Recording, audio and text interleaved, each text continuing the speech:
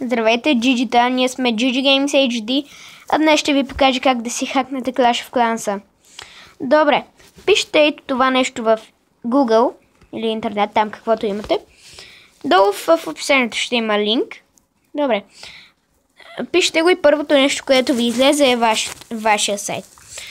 Натискате на едно от двете, сервер A или B, едно и също е. И натискате Download for Android.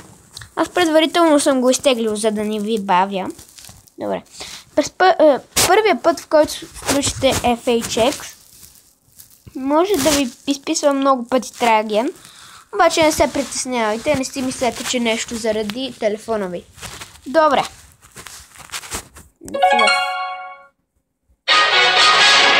Сега се го включвам за първи път, не ми пише толкова Tragen. Ето виждате. Изписва, обаче да не се притеснявате. Добре. Добре, ще се видим след малко, когато успея да вляза. Добре, GG-та.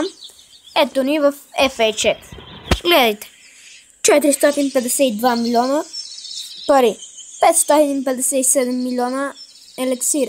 19 милиона Dark елексир. И тук не се вижда, обаче е 8 милиона диаманта. Аз преди съм почнал да го играя и виждате ме докъде съм.